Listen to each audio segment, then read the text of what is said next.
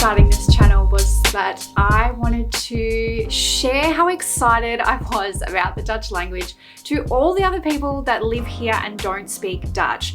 The number of expats and foreigners that have moved here and live here for 5, 10 plus years and still don't speak Dutch blows my mind. And I will be honest, that happened a lot more often in Amsterdam than it does here living in The Hague. But still, why would you not want to do it? I've had so much fun discovering this language, and I thought I would share with you my exact story, the exact resources I used, the timeline, everything that I did, so that you guys can implement some of these strategies and start learning Dutch too. So I get the question, why Dutch? Why would you learn Dutch? I mean, apart from the fact that I live here, but then people ask, why do you live here? I met my Dutch partner traveling Australia, and long story short, we ended up moving back to the Netherlands. I love it here. It feels like my home. And I know from the time that we were traveling together, I was already semi-interested in learning the language. I'd heard a lot of conversations that he would have with his family, and I would not understand anything. And it just intrigued me to want to know what they were talking about, how they were communicating with each other, and I guess sort of feel like I belonged in their family also. So we very much built a foundation of only speaking English with each other in the beginning. And I think that that's a really key thing that you need to switch around, is having that one person who will persevere with you, have the patience, and keep speaking Dutch with you no matter what. Whether that's a teacher, whether that's your partner, whether it's a really good friend of yours that also speaks Dutch, but having someone to motivate you on those days where you don't feel motivated is absolutely necessary. So at this stage, we are traveling around Asia. I am not surrounded by the language. I have one person with me that speaks Dutch, and he at that time was not speaking Dutch to me. We were, like I said, completely communicating in English. Towards the end of our trip in Asia, I knew that we were moving to the Netherlands. I knew that I had to start taking my Dutch interest a little bit more seriously if I actually wanted to learn the language. So the very, very, very, very first thing that I did was purchase a flashcard deck from Fluent Forever. I've talked about them before. I love, love, love these flashcards. So this was a flashcard deck that would teach me the sounds of Dutch language and kind of the pronunciation rules and spelling rules. So it gives you these short letter combinations, and it will show you how that is pronounced. This was the very first thing I started doing. So I would just listen and get a feel, I guess, for how the language sounded. I think that this was key to me setting a really good foundation for not having such a strong accent now. I still have an accent, but it's not really strong because I started with sounds. I didn't start with words, and I didn't start guessing how I thought that words were meant to be said. I started on the right way. I started with sounds. The next thing I did was make my own flashcards. So again, I used a list from Fluent Forever, and it is always in the description in any one of my videos. It is the amazing word list something. Anyway, it's in the description. And this list is about 650 words, roughly. It is in English. Now, the trick with this list is to make your own flashcards, but you only grab an image and the Dutch word. So you are translating this list into Dutch, and then you're grabbing images that your brain can associate with the word, and you're putting it all together. This again was key to cutting English out. My brain was learning to associate this image with a brand new word that I hadn't learned before. So I think after a while, making these cards, I was still in Asia. I'm still cycling during the day, and I would come home, and whether we were camping in our tent that night or we were staying in a hostel, I would make these flashcards. I would find images on Google, and then at the end of about a month, I think I had my 650 words. So making them yourself is the best way to learn them. It is really time consuming and it is really tedious, but making them yourself will be the best thing that you can do. If you do not have time to make them yourself, I have my flashcards in the description below. I recommend that you make them yourself, just so you know.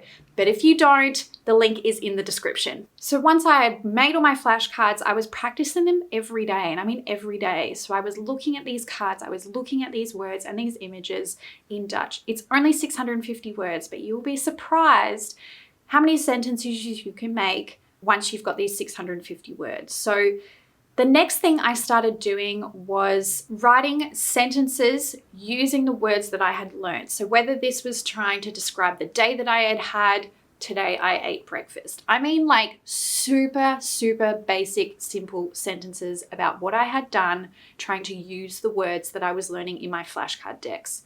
So I didn't stop doing the flashcards. I just added on top. So you'll notice that the whole time I'm adding layers of how I was studying, the more comfortable I got with the language. So I'm making sentences and I'm trying to glue these words together. Here is a clip of me while we were still in China, trying to glue these words in my best Dutch at the time. Waar gaan we morgen naartoe dan? Morgen, we gaan naar Tjouwen. De trein gaat voor bijna 15 uur. 20? 20 uur. Nee, echt? Dat wel. Before we get into the rest of the video, I'd like to give a shout out to today's sponsor, who is Skillshare. Skillshare, as you might know, is an online learning platform.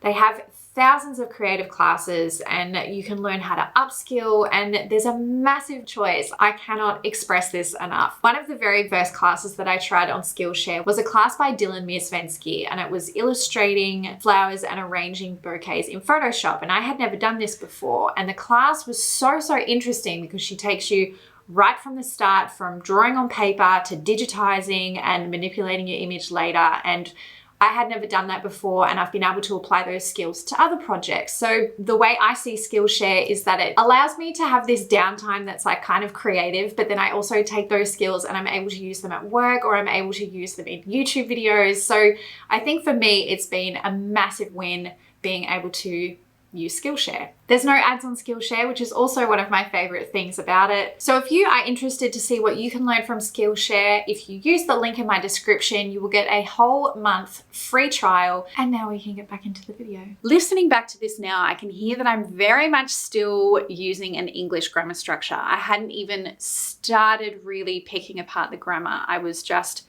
picking these words and trying to talk about myself. So really trying to swap my brain over into Dutch mode.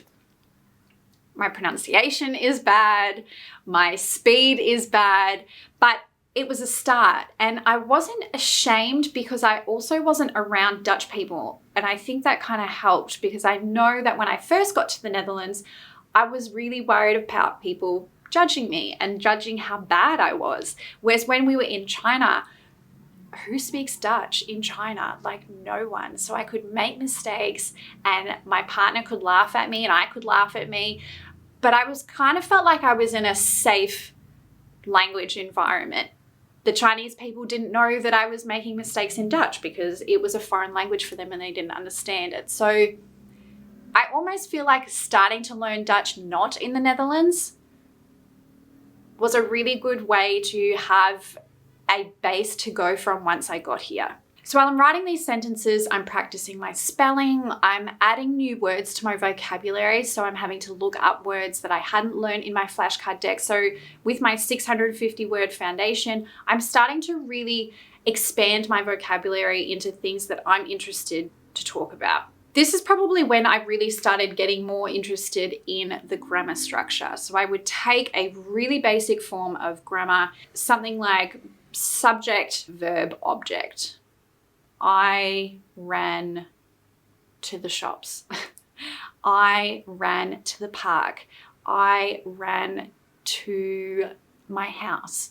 So I was kind of doing these plug and play sentences, and I would write like 20 of them a day. It is the most boring and tedious thing you can do, but it really cemented which word order to put these items into. And again, I was recalling on those 650 words that I had learned. I was practicing my spelling because I was writing random sentences before that. So Again, these are layers. I started with sounds, and then I went up to words, and then I built up to sentences, and then I started tackling grammar. So when I was doing these grammar sentences, I wasn't doing the sound flashcards anymore. So I think once I was adding new steps, some of these lower things that I felt really, really comfortable with now could kind of fall away. I was starting to practice my audio, practicing listening. So I was jumping on and watching those random cooking videos by the Albert Heijn. And I had no idea at the time what Albert Heijn was, but they have these like kid cooking shows that are on YouTube, and I thought they were great. I know that a lot of people say you should use Peppa Pig and use children's shows and cartoons to learn languages, but it's just not for me. I can't get into it. I can't break down the language as much. So I think watching things that interested me, like cooking videos, I used to watch things like yoga videos because I knew that they talked about body parts and I knew that they talked about directions. So I was very deliberate about what I listened to make sure that I was adding to my vocabulary.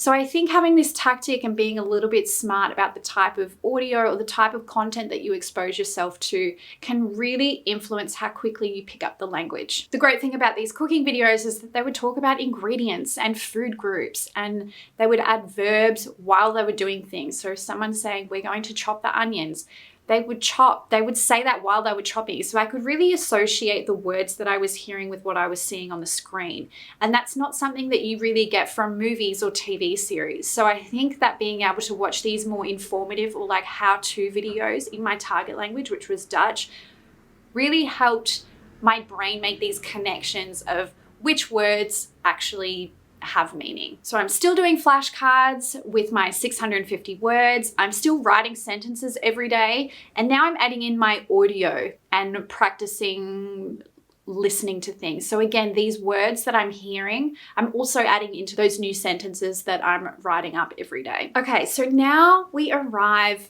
in the Netherlands. I had said to my partner months before this, I'm serious about learning Dutch. I really want to do it. I really want to be able to get the most from the culture and our experience living back in the country. I'm really serious about this. And the first thing he asked me was, are you sure? And I said, yes, 100%. How could I not be? This is going to be the funnest thing ever. Day one, no more English, none. That was it. He only spoke Dutch to me from day one. And my first few weeks, my first few months were the most confusing and hardest and fast-paced things that I have ever experienced. It was intense. And looking back on that time now, it was helpful. It really sped up my learning curve, and I was full on thrown in the deep end. But I also think that language learning should be fun, and it wasn't at that time. It was really, really difficult, and I was really incredibly hard on myself. I am a perfectionist, and I was almost had put such high expectations on myself that I refused to speak English, even when I was in moments of difficulty or really trying to socialize. I was brand new in a country. I didn't know anyone. I didn't have any friends, and yet I still refused to speak English. And I think that's a little ridiculous. I probably should have just let myself speak English, but I just wanted to not be one of those expats that was living in Amsterdam and not speaking Dutch. Like, I just had this image of my head that I did not want to be that person, that I had to try even harder to not be that person. So with my foundation and being in the country and having these crazy expectations of myself, I used every single opportunity to practice my Dutch. Every time I met someone new, I only ever introduced myself in Dutch. I would always reply in Dutch, even if people spoke English to me, and I would go to the market every day and practice having these really basic conversations with people. How much is this? Okay, yes, I want a bag. These really small encounters that you have are the perfect opportunity to practice new words and practice your confidence speaking. I'm still writing sentences. I'm not doing my flashcards anymore. I was really at a point where I was expanding my vocabulary on like another level. It was crazy. It was so fast and so intense. Here I have one of the very first books that I read in Dutch. So I moved into a house where I only live with Dutch people, which really helped. I got a job at a cafe, and again, only Dutch people worked there. So I was surrounding myself with non-English speakers and people to really immerse myself in the Dutch environment. So this is the first book that I ever read. And when I first opened it up, I had no idea what I was reading. There are notes all over this, scribbles all through it. It is completely drawn all over. It's crazy. There are new words, there are underlines, there are like just these random things written in the margin. I had this book all the time on me, all the time. I had this book in my bag. So the first half of the book, I was like, what is this? Like, what am I reading? And as you read each chapter, you're practicing everyday life, you're getting confident speaking to people, you're watching Dutch TV. I got faster and faster. I mean, this book took me literally months to read. Like, what is this? This is so many notes. And I remember the feeling of finishing this book and really understanding the story. And I had never been so proud of myself. I thought, this is amazing. I just read a complete novel in a completely different language, and maybe I didn't understand every word, but I knew what happened. I knew who died. I knew who lived. I knew the story. I knew the main character. And I'm telling you, it is the best feeling in the world. And if you are at a stage where you think like, how can I measure how good I'm getting? Because I know that sometimes it's really difficult to see your progress, especially when you're doing the same thing all the time. I'm having a book and working your way through it is the best measure of being able to see if you're getting any better. Is the book getting easier? Are you reading it quicker? Are you understanding more of the story, the nuances, the jokes, the slang? All of those things are written in books. So I'm not a massive reader, but I highly recommend getting your hands on a book and going for it. Here is another clip of me 4 weeks after being in the Netherlands. So this is probably the progress that I made in that first 4 weeks, remembering that I already had a kind of a foundation of the basics before I entered the country. En wat gaan we dan nog meer doen vandaag? Wel, ik zoek voor een witte t-shirt. Want ik heb een bouwfeestje vanavond. En ik heb een nieuwe rok gekocht. Ja. Het is groen met roze en witte stripjes. Ik denk dat de gele t-shirt beter is. Nee, ik denk een beetje... Ja. Ghetto, is toch vet? Nee, ik denk niet. Als ik er niet een witte t-shirt van vind, ja, misschien ik een gele t-shirt. Ja. I love seeing these clips of me when I first arrived because I think the way that I speak very confidently, but I'm also making 100 million mistakes. I can hear them now and I'm like, what are you even saying? Like, how did people even have the patience to want to talk with you? And I can hear that I'm not conjugating the verb correctly. I'm still using bits and pieces of English grammar structures. So this is where I was at 4 weeks afterwards. And I'm still proud of how far I had come in 4 weeks. There was still a long, long way to go before I really felt comfortable in the language. Once you get over that initial beginner's hump, I think your excitement is enough to keep you motivated. It's that really initial, maybe like the first few weeks, it's still really exciting and it's still motivating because you're learning so much. And then you hit this wall where you're like, am I really getting better? Am I ever going to be able to speak the language? Am I ever going to feel comfortable in a new language? Once you get over that hump and you realize that it's achievable and it's possible, and testing out different study methods that work for you and things that work with your schedule, things that work with the way that you learn, learning about how you as a person learn is also really valuable. So I hope that some of these techniques, I hope that this story has helped try and inspire you to learn Dutch language. If you have any questions about more resources or things that I might be able to help with, let me know in the comments below and I will see you in the next video. Bye.